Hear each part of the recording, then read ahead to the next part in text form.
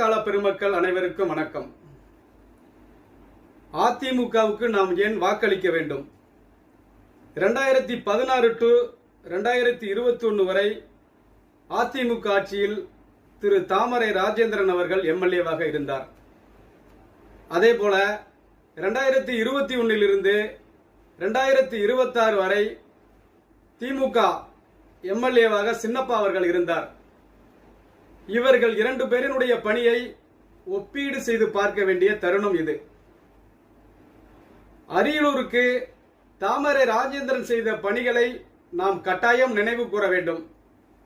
அரியலூருக்கு மருத்துவமனை, மருத்துவக் கல்லூரி கொண்டு வந்தார்.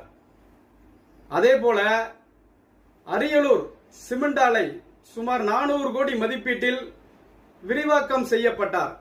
மாண்புமிகு எடப்பாடியார் அவர்களிடம் பேசி 400 கோடி நிதியை பெற்று ஆலையை விரிவாக்கம் செய்து கொடுத்தார். அதேபோல அரியலூர் மாவட்டத்திற்கு நீதிமன்றம் கட்டிடங்கள் எதுவும் இல்லை.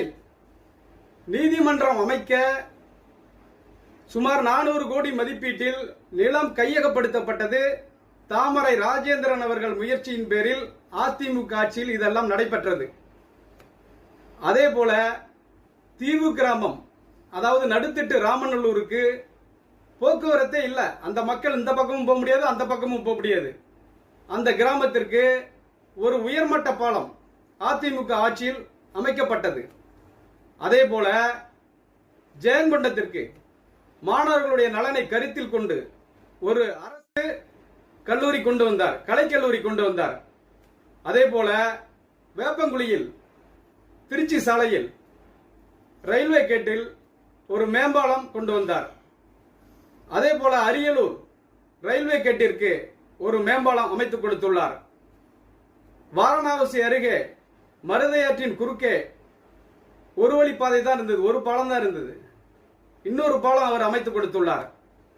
அதே போல இடையத்தான்குடியின் அருகே மருதையாற்றின் குறுக்கே ஒரு உயர்மட்ட பாலம் அமைத்துக் கொடுத்துள்ளார். அதே போல பொய்யூரில் இருந்து சுப்பராயபுரம் செல்லும் சாலையில் மருதையாற்றின் குறுக்கே ஒரு உயர்மட்ட பாலம் அமைத்துக் கொடுத்துள்ளார். அதே போல எண்ணற்ற பணிகளை செய்துள்ளார். இந்த தொகுதி நல்ல வளர்ச்சி அடைந்தது. திரு தாமரை ராஜேந்திரன் எம்எல்ஏவாக இருக்கும்போது இந்த தொகுதி வளர்ச்சி அடைந்தது நாம் அனைவரும் அறிந்ததே. இன்னொரு விஷயத்தை நாம் நினைவு கூற வேண்டும். இந்த நேரத்தில் கொரோனா பேரிடர் காலத்தில் ஒருவர் இங்கிருந்து அங்கு செல்ல முடியாது, ஒரு ஊரிலிருந்து இன்னொரு ஊருக்கு செல்ல முடியாது. முள்வேல் வெட்டி ஊர் மக்கள்